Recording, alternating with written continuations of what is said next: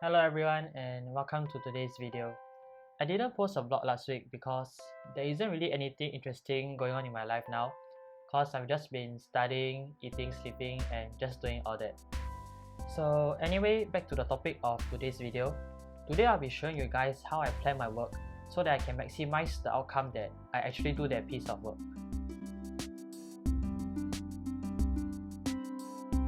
So this video comes along with two assumptions. The first assumption is that you are using a to-do list or timetable to do your work, and the second assumption is that you already kind of have a doing work mentality. So let's jump right into it.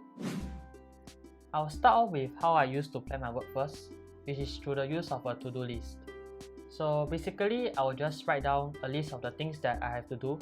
An example will look like this: the day before, cause I want to go into the next day feeling prepared. So when the next day comes and I'm ready to do my work, I'll just randomly select any piece of work that I need to do from here.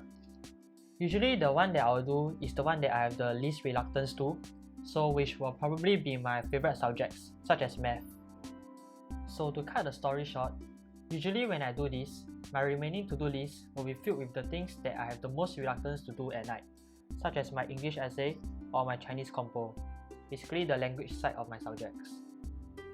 And most often than not, I really don't want to do these pieces of assignment, so sometimes I will just leave them undone cause I really just don't feel like doing it. So after doing some self-reflection, I've come to realize something about myself, and now I will show you how I actually plan for my day. There are two main concepts that I'll be talking about. First is the productive timeline, and second is the level of reluctance. I'll first go through the productive timeline. The productive timeline is a timeline showing you your energy levels throughout the day. I'll show you mine for example. So as a morning bird, my energy levels are usually the highest in the morning, as you can see right here. Then it will slowly fall, and it will remain somewhat constant in the afternoon, as you can see right here. And then it will just gradually fall down when nighttime approaches. Everyone's productive timeline will definitely vary from person to person.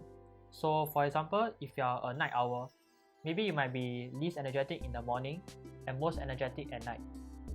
Or you may even just have a graph like this. I'm quite sure most of my viewers here will have studied for a few years already. So you should already roughly know your energy levels throughout the day, the periods of the day where you feel the most energetic to do work and vice versa. It doesn't have to be super accurate, but you just need to have a very rough sensing of it. So once you have identified your own productive timeline, let me move on to talk about the level of reluctance. So the level of reluctance is basically your reluctance towards doing that piece of work. Or you can also think of it as some sort of activation energy in that sense.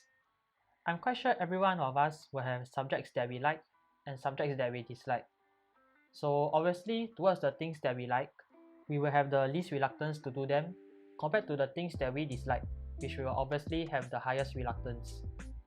So again, I will use myself as an example. I will use three examples right here to illustrate them.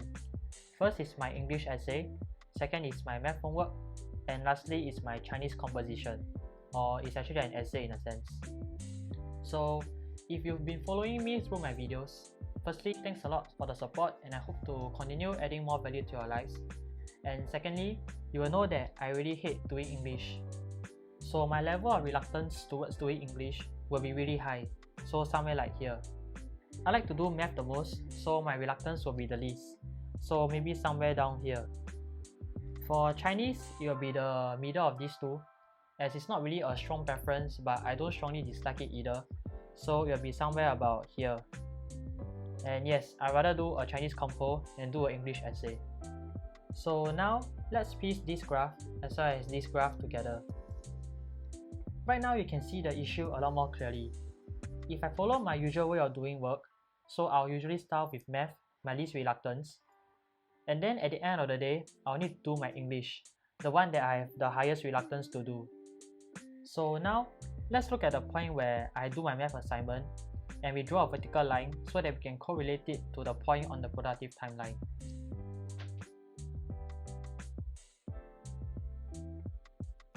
So now after you have identified the point, you will see that there's this vertical line between my point on the productive line as well as my math assignment. So the difference between these two is what I will call the working possibility. This basically means the chances of me doing that piece of work.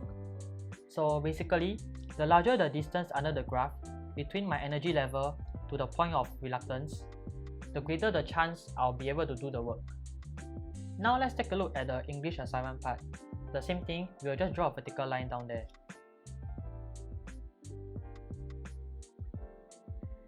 As you can see right here, my level of reluctance to do my English essay is just so high up, but my energy level is so low. So the larger the distance above the graph, the lesser the chances of me doing that piece of work. So now you guys can clearly see why I have undone work at night, which I really don't feel like doing. And I'm quite sure you can see the solution too. So let me move on to the solution. All we need to do is to align the level of reluctance of each assignment to its appropriate energy levels. Just like this. So now, I'll put my English assignment at the start and then my math assignment at the end. So basically, my goal will be to try to put every piece of assignment under the area of the graph as much as possible. So if my level of reluctance is very high, or in the worst case scenario it even exceeds the graph, then I'll just try to put it at my highest energy levels possible so that I can maximize the chances that I'll actually do that piece of work. So no matter how much I hate to do an English essay, I will still try to put it in the morning when my energy level will be the highest. Because I know if I leave it to the night time and it's here and my energy level is down here, then I'll probably just never get the work done. So to sum it up, I know that some people like to use this building momentum method, whereby you just start off with the easy assignments so that you can generate momentum to carry you on towards other assignments. But for me, that personally doesn't work, and that's why I choose to use the energy level diagram instead. Also, do just take note that this is just a measure of probability. It's not a surefire way that you will do that piece of work, and hence the title of my video. So that's it for this video. Thanks, and I really appreciate you guys for watching these videos, and I hope that it has added some value to your lives. Appreciate the likes and comments, as it really keeps me going to make more videos like this. So thanks for watching, and I'll see you in the next video. Bye.